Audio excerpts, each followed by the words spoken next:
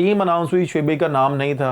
आप यकीन माने कि मैं बाउंड्री पे फील्डिंग कर रहा था, यानी कि कैचिंग प्रैक्टिस कर रहा था। आपको पता है कि उस मैच में जैम पैक स्टेडियम चल रहा था, ठीक है। और शोएब भाई ने बॉलिंग की थी, सबूर भाई हमारे ट्रेनर होते थे।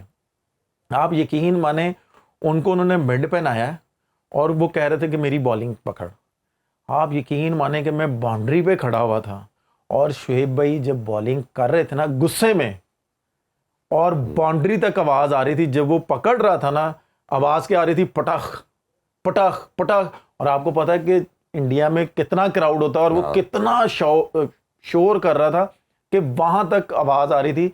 और उसके बाद शोएब भाई ने जब अपने शूज़ों को पैक किया है, लिटरली मुझे बड़ा अफसोस हुआ कि यार शायद शोएब भाई ने अगर इतने जज्बे से बोला था तो विक्की भाई को खिला देना चाहिए था। अगर उमर भाई, ब्रेक से पहले जिस तरह हम बात कर रहे थे कप्तानी के वाले से, कुछ आपके लिए क्वेश्चंस भी हैं।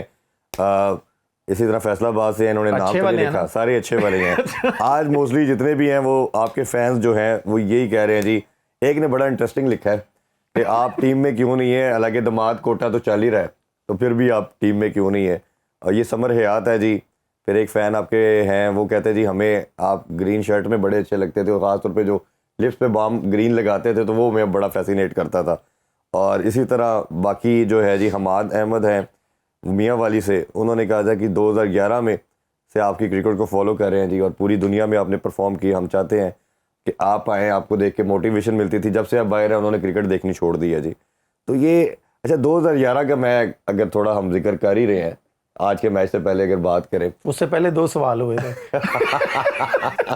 वो सारे फैन की वो हम जो बात कर रहे हैं, सब आपको बड़ा पसंद करते हैं जी, और दे विश के आप वापस आए। अच्छा, इस पे तो उमर भाई बताते जा रहे हैं जी, वो अपनी मेहनत जारी रखी है, प्रैक्टिस कर रहे हैं, तो इंशाल्लाह ज़रूर आएंगे। थोड़ा 2011 के वर्ल्ड कप की भी बात करते हैं। आपके लिए वो ओडीआई का पहला वर्ल्ड कप था, और पाकिस्तान की मेरा ख्याल है कि one of the best side थी, और जिस तरह हम राउंड मैचेस से खेलते आ रहे थे, 11 के सेमीफाइनल में क्या हो गया, इंडिया से जाके इंडिया में हम खेल रहे थे, मैच हम जीते हुए थे। और 2007 का नहीं हमें भूलता, फाइनल लास्ट मिसबा ने जिस तरह वो कैच दे दिया कैसे पीछे को।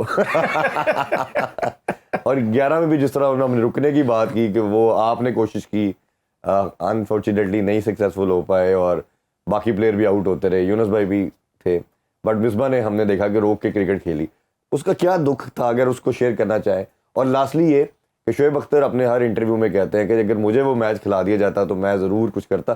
किसका डिसीजन था कि शोएब अख्तर को नहीं खिलाना वो मैच, कप्तान का या कोच का? क्यों मुश्किल में डाल रहे हैं आप इरफान भाई? देखिए, मैं अगर आपको अपनी ऑनेस्ट ओपिनियन दूँ ना, कि जो मेरी आंखों के सामने हुआ था, उस वक़्त शोएब भाई वकार भाई के पास गए थे। उन्होंने ये बोला था कि मैंने ऑलरेडी रिटायरमेंट तो अनाउंस कर दी हुई है, इस वर्ल्ड कप के बाद तो मैंने वैसे नहीं खेलना, ये मेरे कैरियर का आखिरी मैच है। ये मैं आपको कह सकता हूँ कि मैं ये नहीं कह रहा कि मैं आपको पूरे 10 ओवर करके दूंगा। अगर मैं 7 से 8 ओवर मैंने किए तो मुझे इतना पता है कि मैं इनके मेन बैट्समैनों को आउट कर दूंगा। बाद में हमारी बॉलिंग ऐसी है कि हम उनको आराम से पकड़ सकते हैं। ये शोएब भाई ने वकार भाई को बोला था, क्योंकि मैं उस वक्त सामने था और मैं खड़ा हुआ था पास वो, क्योंकि इस तरह की जब सीनियर डिस्कशन होती है ना, तो मैं ये समझता था कि यार मेरे जैसे प्लेयर को या जूनियर प्लेयर को सामने या पास नहीं होना चाहिए था। जब उन्होंने ये बात स्टार्ट की थी, जब उन्होंने ख़त्म की, तो मैं एक साइड पे हो गया था। टीम मीटिंग भी तो ऑब्वियसली होती होगी ना जी? टीम मीटिंग में इस तरह की चीज़ें नहीं होती, क्योंकि जो सीनियर प्लेयर होता है ना, वो अलहदा से मीटिंग करता है अपने कोच के साथ, कप्तान के साथ। शाहिद भाई के साथ उनकी क्या बात हुई इस चीज़ का मुझे नहीं आइडिया, ठीक है। और उस मैच में आप यकीन माने, अगर शोएब भाई खेलते, परफॉर्म होना ना होना डिफरेंट बात है। और शोएब भाई ने जब टीम अनाउंस हुई, शोएब भाई का नाम नहीं था। आप यकीन माने कि मैं बाउंड्री पे फील्डिंग कर रहा था, यानी कि कैचिंग प्रैक्टिस कर रहा था। आपको पता है कि उस मैच में जैम पैक स्टेडियम चल रहा था, ठीक है। और शोएब भाई ने बॉलिंग की थी, सबूर भाई हमारे ट्रेनर होते थे। आप यकीन माने उनको उन्होंने मिड पे नहाया और वो कह रहे थे कि मेरी बॉलिंग पकड़। आप यकीन माने कि मैं बाउंड्री पे खड़ा हुआ था और शोएब भाई जब बॉलिंग कर रहे थे ना गुस्से में, और बाउंड्री तक आवाज आ रही थी, जब वो पकड़ रहा था ना, आवाज क्या आ रही थी, पटख पटख पटख। और आपको पता है कि इंडिया में कितना क्राउड होता है और वो कितना शोर कर रहा था कि वहाँ तक आवाज़ आ रही थी। और उसके बाद शोएब भाई ने जब अपने शूज़ों को पैक किया है, लिटरली मुझे बड़ा अफसोस हुआ कि यार शायद शोएब भाई ने अगर इतने जज्बे से बोला था तो विक्की भाई को खिला देना चाहिए था। अगर कप्तान नहीं मान रहा था तो विक्की भाई को फोर्स करना चाहिए था कप्तान को। आपके ख्याल में कप्तान और कोच दोनों का फैसला था? शायद अफरीदी का भी फैसला था। मैंने आपको क्या बोला कि मैंने अपने कानों से नहीं सुना शाहिद भाई को। हाँ, ये सुना था मैंने वकार भाई को कि भाई जैसे शोएब भाई ने वकार भाई से बात की थी, ठीक है। और उसके बाद आप ये कह लें कि मुझे सबसे ज्यादा जो दुख हुआ है ना अपनी, आप कह लें कि मैंने अभी तक अल्हम्दुलिल्लाह 6 वर्ल्ड कप खेले हैं, कि मुझे हर वर्ल्ड कप का तो ऑब्वियसली अफसोस तो होता ही है। अल्हम्दुलिल्लाह पाकिस्तान की तरफ से मैं अल्लाह का मैं जितना शुक्र अदा करूं उतना कम है कि पाकिस्तान की तरफ से आईसीसी के इवेंट में मैन ऑफ द मैच मैं रहा हूं या शाहिद भाई रहे हैं, ठीक है। लेकिन वो 2011 का वर्ल्ड कप मेरे दिमाग से नहीं जाता। वो पूरा पाकिस्तान उसको जब भी हम क्यों नहीं जाता, वो इस वजह से नहीं जाता कि जिस तरह हमने उनको आउट किया था वो, और यकीन माने कि मैं आपको बता नहीं सकता कि मैं उस वर्ल्ड कप में जिस तरह का मैं परफॉर्म करता हुआ आ रहा था, समझ ले मैं और मेरी और शाहिद भाई के ना आपस में हम जब बैठते थे ना, तो शाहिद भाई मुझे मोटिवेट कैसे करते थे कि बेटा देख कल मैं मैन ऑफ द मैच लूंगा, मैं देखता हूं तू कैसे लेगा।